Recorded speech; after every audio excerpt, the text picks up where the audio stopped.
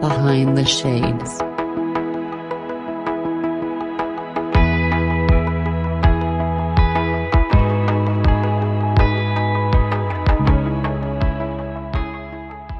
My name's Amanda. I am a spiritual life coach. I have had quite a journey to get here. It's been very interesting, very unique.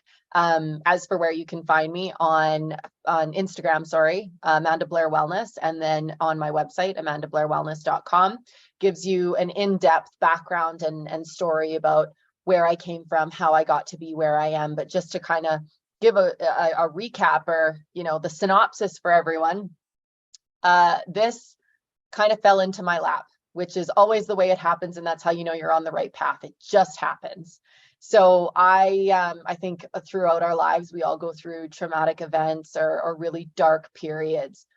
And a lot of us take it as an opportunity to either fall into a depression, or to sit in self-pity, or to not take action, or to sit in the victim mentality of, why is this happening to me, as opposed to taking action. And the basis of what I do and what I'm creating, what I've created thus far, is about taking those dark nights, taking those traumatic moments, and really shining the light on them and turning them into pivotal moments of purpose, as opposed to excuses to give ourselves to sit back and to, sit in that depression or sit in that negativity that we don't need to be in. So for me, I had an unexpected pregnancy a few years back, and resulted in terminating that pregnancy. And that was a pivotal moment for me for a few reasons. And I think that it's important to define what trauma is. And trauma is very much something that is where you feel unsupported. It's an event that you go through where you feel unsupported, and you feel as though, it changes the story that you tell yourself about the world and about your own self. So for me, it was very much about feeling unworthy, about feeling unfit. Everything that I had thought about motherhood was put into question, and not being supported in the relationship that I was in, unfortunately. So for me, it was a real low period. And it was like, okay, I don't want to feel like this ever again or anymore. And all of these emotions have been sitting under the surface and they're bubbling up now. What do I need to do to get to the other side? How can I move forward and be better than this? How can I, create that purpose in my life? I'm so miserable, I'm so unhappy, and I'm so alone. How do I get from here to way over there where I see the fulfillment that other people have? And so that's what started this. And it started as a personal journey that then led into helping and mentoring others, and seeing the lack of support that women and even men that have gone through the experience have had. It's crazy to me. Like here in Alberta, Calgary and Edmonton are our two major cities. They're 3-hour drive apart. You can't drive from one city to the other without seeing a pro-life billboard. And so it was really enlightening for me to see all of these things and how little support there were for people. And so that was the foundation.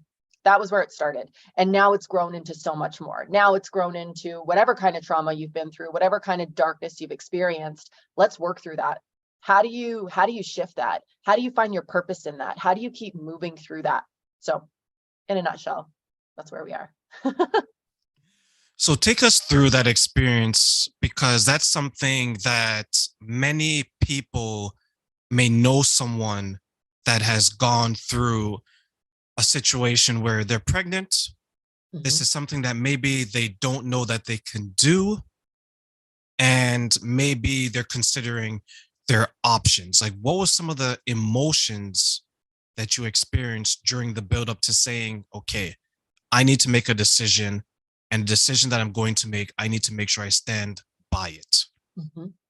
So what's so crazy about this is that I felt such a deep shame, because growing up, I very much, I remember like Maury being on TV and these women going through these wild situations. And so having that judgment of like, these women are in these situations with these people. And it was just like, I felt like I was living in a Maury TV show, even though that wasn't the case at all. It was just kind of like, it felt chaotic and it felt shameful to me. So you didn't end up on that show, did you? God, no. No. I don't even know if it's still on. And the situation wasn't the same, but I just remember like that element of shame that those people would have felt on that TV show for whatever reason my brain could relate to that shame that they felt. And so, what's also interesting is prior to my own experience, I had been there for friends that had gone through it. I had walked that path with them, but it was never an option for me. And I had always said that I respect people's right to choose, but it's not the choice I would make until I was there myself. And if that doesn't humble you, nothing else does. So in finding out the situation, and I was in a relationship at the time, not with someone who was very supportive, but I was in a relationship. And so finding out that was a real possibility, and then taking a step back and taking inventory of my life. And I think that anyone that's going through that situation, you need to be very honest with yourself, because it's not just your life anymore. And one of my friends had said to me, a woman becomes a mother the second that she sees that second line turn pink. And if that's the truth, you instantly go into, at least for me anyway, I instantly went into that, oh my God, what am I going to do? What's the best thing, number one, for me, but number two, for this situation and this child that's about to come into this world. And I know, the thought process of, okay, well, you could go through with the pregnancy, you could, choose to have the baby, you could, give the baby up for adoption, you could do this, that, and the other thing. But you also, it's such an interesting thought process, because it feels so much bigger than you. And I think in the moment, all you can do is know that it's okay to be selfish, and know that it's okay to understand that you're human. Honestly, I mean, for lack of a better word, shit happens. And I think that, It definitely does. Absolutely. And so I think that you have to be okay and accept where you're at, and just allow for it to unfold the way it needs to. And that was what I really struggled with. Was I thought to myself, okay, I'm in a terrible relationship. So if I go through with this, what am I going to be able to provide this child? What kind of life am I going to be able to give this child? How am I going to be able to parent? I mean, I was in my mid-20s at the time. So, I mean, yeah, okay, you could be a parent, but I was still very much a child in my own right. So I feel, I just feel like it's okay to be selfish. And I think that's the biggest piece of advice that I would give to someone is, don't think about what anybody else is going to say or what anybody else is going to think. And the wild thing about this is that in my entire circle of friends and females that I confided in about this situation, only one of them hadn't had the procedure done herself. And I thought, how crazy that we don't talk about this. And even as I've kind of been more open and more public about it, a lot of men have gone through it as well. And they're dealing with their own grief and their own emotions about it, because it's a very different experience from the male perspective. And it's very bizarre, and it's even more bizarre how little support there is out there. Yes, I know a few people that have gone through the process. And one of the points that you made that I want to highlight is it's very true that it's difficult to judge someone's journey when you don't know their journey. Absolutely. And when you consider it as black and white, as you get pregnant, you have the child. Some people on the other side of the fence can say, hey, I am not ready. Yes, I was an adult when it happened. Yes, I made an adult decision to, and we mentioned spirituality, let's use the religious terms here, lay with someone. Yeah. Right? Yeah. But there's results and there's consequences to all of our actions. And sometimes we may do something knowing that there's a possibility of this result happening, but we don't ever factor that in because we protect ourselves, right? We have all these things, but then when it hits the fan, that's when it's like, I'm definitely not ready. And you have the shame, you have the guilt around you, but you were fortunate enough to have people around you that had a similar experience before you went through it. And we don't know if subconsciously you were pulling from them, because I'm pretty sure that if it was you and everyone else was, nope, this is blasphemy, you're going to hell, you're a Jezebel, you'd have been like, oh my God, like maybe I should just have this baby and struggle because everyone around me is giving this type of pressure. When you deal with people who experience trauma, do you see that side where they feel very alone and they feel very lonely and the pressure is just mounting and mounting on them? Absolutely.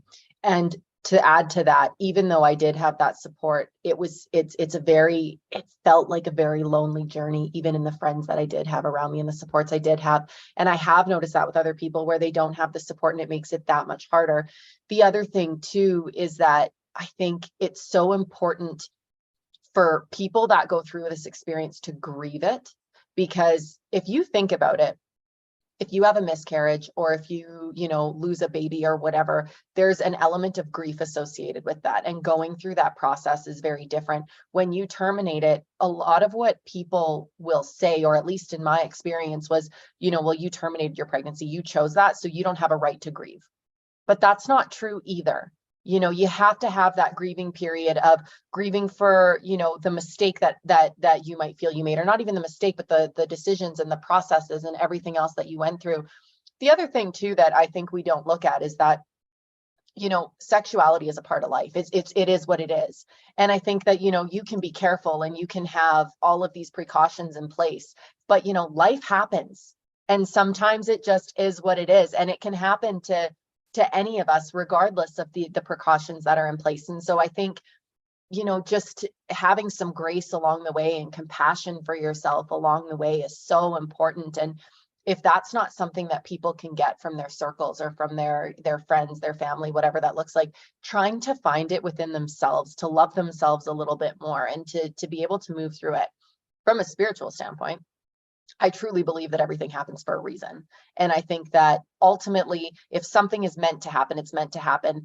If that baby that I was pregnant with, and maybe this is just me making myself feel better, but if that baby that I was pregnant with was supposed to come in, they would have come to me at a time where I was able to birth that baby into the world. And so maybe that experience was more for me, because look at the path it put me on now. I did all of this growth, all of this healing, and I am now able to give that to other people as a result. I wouldn't be here if that didn't happen. And so it's another way to look at it. And it's maybe my perspective is skewed. Not everybody would agree with it, but it's what has helped me move to the next phase as well. Do you believe that, and here's a tough question, and sometimes it's hard for me to ask women because a male perspective is so different than the female's perspective. The question that I always want to ask someone who has gone through something like that is, would they have a child in the future, knowing what that they weren't necessarily ready previously? The one thing I will tell you about that, the mother that I can be now versus the mother I could have been then, is a complete 180. And so part of my healing and part of going through all of this and that self-development and that growth was really diving into my own trauma. And what's interesting is that my grandmother chose a man to be the father of her children, which was my mother, who was very emotionally unavailable. Her father was emotionally unavailable. So it makes sense that she chose a man that was emotionally unavailable. My mother, like, my dad is a great man by all means, but there are a lot of periods throughout my life where he was physically present, but emotionally unavailable. Had I had that baby, I was making the same choice with the same kind of man. And so when I look at it now, I'm looking at it from a more healed perspective of what I can offer to a child now. And if kids are in the cards, they're in the cards. Maybe I'll have them, maybe I won't, who knows? But what I can offer to them now and the type of partner that I can choose to have them with is completely different. And it would be a vastly different childhood that I would be able to provide. And that's what I look for as well, because I think once you become aware of your childhood, you're like, I don't want this for any child that I'm going to bring into this world. Yeah. And one of the problems that I've experienced because of that, it makes you delay the process, right? Instead of it being like our parents who were they 20 and they're having kids and getting married. We're more, okay, 24, 25, 26, 27. I still have that trigger from when I was 5 years old, 29, 30. And for a man, it's a little bit different because, God willing, I can have kids until I die. Yeah. Right? For For us, women, it's a bit different. it's a bit different, right? So as long as like we're not impotent, but it's a little bit different Mhm. for the women. So when women go through a situation that's as traumatic as that, because I can just imagine where you're pregnant, you decide, okay, I am not going to carry this to term. That is a big decision, regardless of your personality type. And then you're at a point where you want to heal from that, right? Like you mentioned, you want to grieve because when you have a miscarriage, you're grieving, and you have Mhm. the people around you, right? I'm so sorry. That's unfortunate. Yes. Things like that. But when it's an abortion, it's a little bit different. It's more of it's a you Mhm. issue, and you're alone. When you're looking at the trauma of the people you help, I'm pretty sure the grieving period is different, but are they all given a period to grieve when you're dealing with them? I give them that period if they don't. And it's what I notice a lot in people is that people will suppress, people will push aside, people will not face it. And I did that for a little while too. And not even just with the abortion. There's moments of trauma sprinkled throughout all of our lives, truly. And so when we don't properly grieve those things and work through those things, now you're looking at even manifesting physical illness in your body, and you're holding on to this emotion. And you think about it, when you get really angry or when you feel stressed out, how does your body feel? How does your physical health feel? You get a stomach ache, right? You might get a headache. You might start to feel hot or sweat. Like, you get physical symptoms from not feeling well emotionally. And so the space that I try to hold people is, or try to hold for people, sorry, is to really let them know it's okay to feel what you need to feel. If you're angry, feel angry. If you're sad, feel sad. If you need to grieve, then grieve, but go in there and do it fully. Don't push it aside. Don't suppress it. The other thing you have to think is that, when we have a physical ailment, if you break your arm, what are you doing? You're going to the hospital. You're going to get a cast. You're going to get it fixed. You're going to take care of that arm. You're going to take the medication that you need to take. So why is it that when we have an emotion arise, we suppress it or we push it down and we don't care for it? So, and there's a difference between, feeling your emotion and moving through that grief and moving through that trauma and being self-indulgent and just sitting there and sitting in victim mode.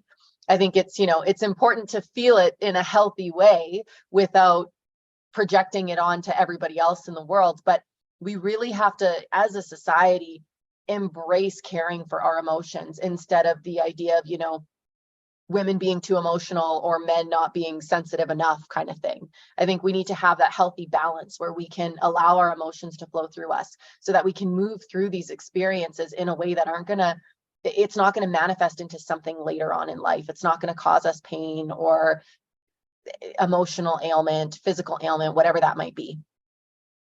What are some of the ways that we can avoid the suppression of the grief, of the emotions in our day-to-day life? I think allowing ourselves to feel it, honestly. And one of the things that really rings true for me, music is so powerful. And I think it's one of the things that we can all relate to. And we talk about, play a song that brings you joy, play a song that makes you feel good, but play a song that makes you cry. If you need to cry and you feel like it's stuck, or if you really need to move something, play a song that makes you cry. Play heavy metal and feel angry if you need to.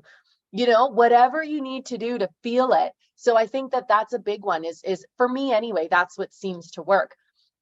I think a lot of people have a problem sitting in their emotion. And part of it is that we live in a world of distraction. It's easy to go on our phone and scroll through social media. It's easy to throw a movie on and not pay attention. It is so important to be able to just sit with yourself.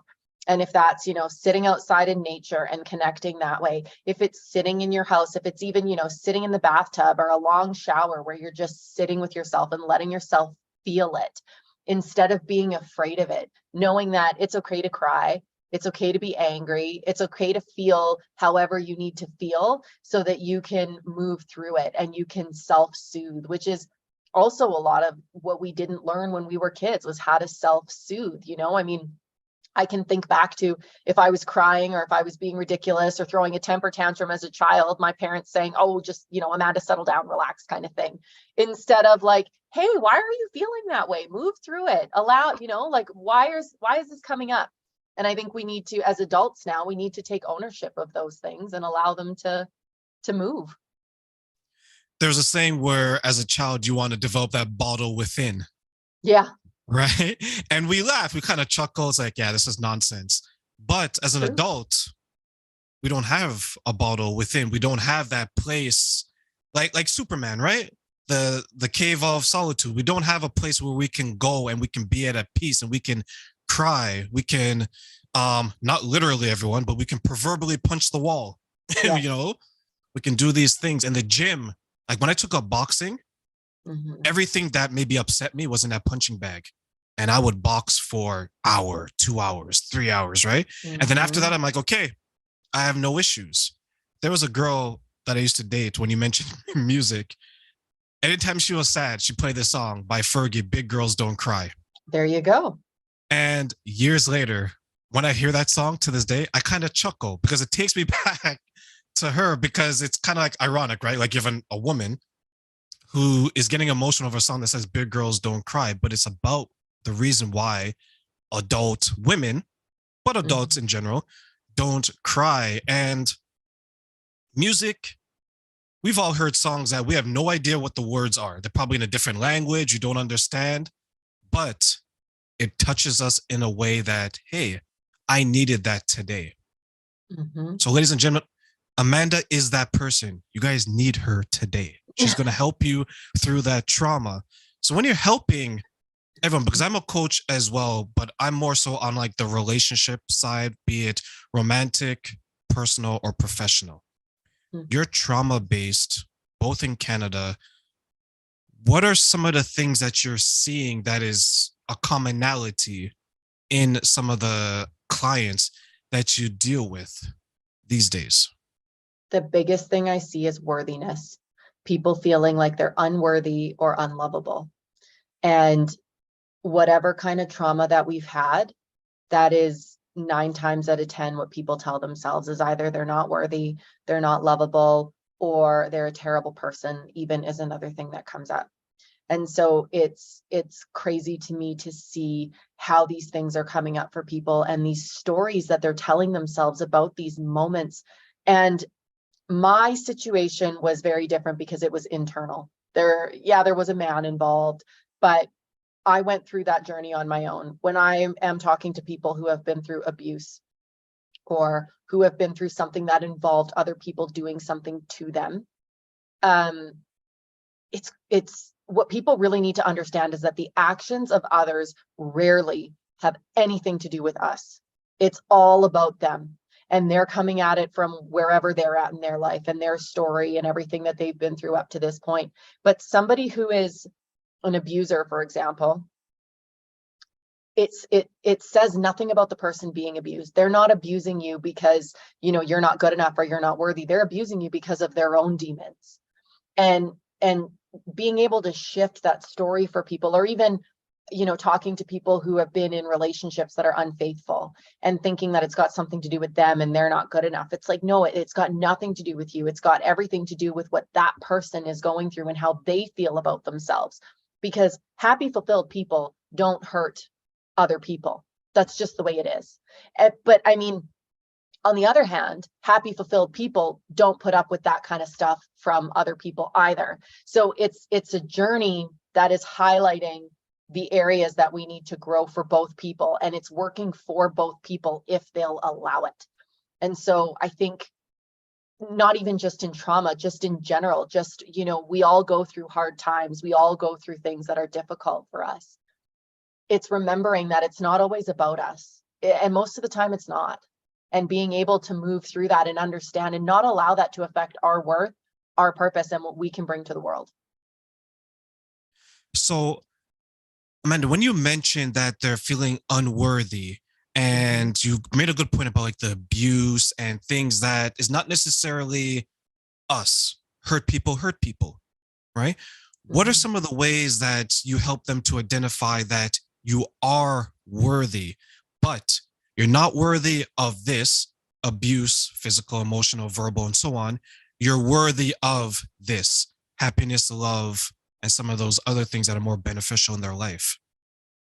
So one of the things that I like to do with people, first of all, is I like to have them reflect and go back on where are the moments where you felt happy, where have you felt joy, where have you felt your most authentic self.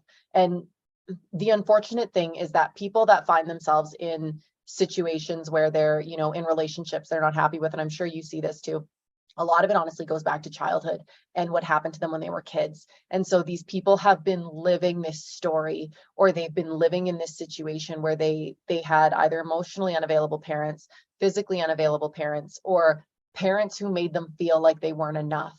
And so honestly, some of it is just deep guided meditations. And one of my favorite is taking people back to their childhood, to those moments of pain where now as an adult, they're going back there and they're loving that child. And they're, in their meditation, they're giving everything to that child self of theirs that they didn't get, that they felt they needed. Another tool that I really love to use is having that baby or that child photo of themselves. And every time they want to say something negative, or every time they're thinking something badly about themselves, say it to that photo. I dare you. Most people wouldn't be able to. You know what I mean? And so I think it's really going back to that part of themselves. And because I deal with people on such an individual basis, it's a little bit easier to work specifically with just the experiences that they have had and what they've been through, and how they can go back to those moments and walk them through what was happening so that they can see it wasn't their fault. Because in the case of childhood abuse, for example, taking them back there, let's say, you're a 7-8-year-old child, which is something I've even experienced, and you're in this abusive home, and what is that person doing that's abusive? And is there anything at that age that you could have done differently? Does that say anything about your worth? Because if you're a 7 or 8-year-old child, you are, a bystander almost to a lot of all of this stuff that's happening. You don't have any control. So taking them back to those moments where they can see, this wasn't in my power, this wasn't in my control, this has nothing to do with me, and really being able to reframe. And that's an oversimplified example and an oversimplified explanation, but it is the truth of where we start. I find it shocking. Like when I first started doing all of this over the last 2 years, 2.5 years, how many people don't look towards their past to understand why their future is unfolding the way it is. They Right. kind of neglect their childhood, they kind of neglect the choices that they've made, and they don't see the pattern, as you mentioned, right? My grandfather, emotionally unavailable, my father, not emotionally available. The type of person that I'm going to be with is going to be similar if you don't have the self awareness. But it seems like there's some people that until you point that out, you get the impression that they've just been coasting Mm-hmm. through life with hope as their lifesaver. But then when you say, hey, what is it that you want? What is it that you're looking for? What does happiness look like to you? They're not able, unfortunately, to answer those questions. Have you experienced something similar? Absolutely. And this is also where I like to take a dive into attachment styles, because your attachment styles comes from your childhood. And I'm sure, being a relationship coach, this must come up for you as well, even.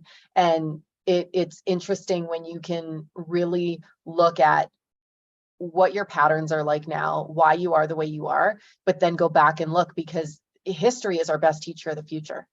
It truly is. It shows us everything that we've done and everything that we've been through. What's even more interesting is seeing that what we're seeing and we're experiencing is not always reality, because we're coming at it with all of these projections from the past. And so I've even had this happen in friendships and relationships as recently as like within the last week or so, where I've got this idea of what I think is happening because this is what's happened to me before. But when I have a conversation with the person, that's not what's happening at all.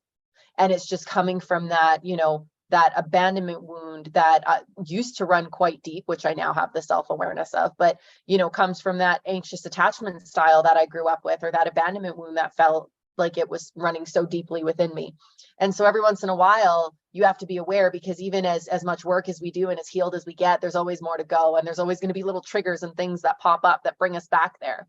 So I think having the awareness of, you know, why you are the way you are now, where you're coming from now, being able to reflect on the past and understand it on a deep level, it helps you so much in moving forward and being able to stop yourself before you go back to some of those old patterns. And you talked about, you know, the people that you choose to have in your lives. It is so interesting to me how generational trauma continues and continues until you finally, you know, there's that one person in the family who's like, I'm not doing this anymore.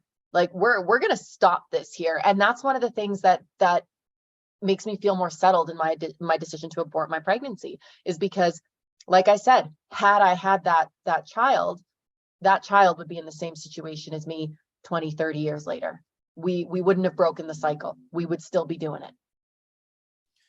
And I find people that when they're faced with the opportunity to break that generational trauma, they kind of freeze. There's like a little bit of fear, right? Like maybe I'm not strong enough. Maybe I can't do this because my mother couldn't do it. My father couldn't do it. My grandparents couldn't do it. But there has to be that one person who's courageous enough. And many times the person who does break it, they break it alone. Yeah. And you lose people.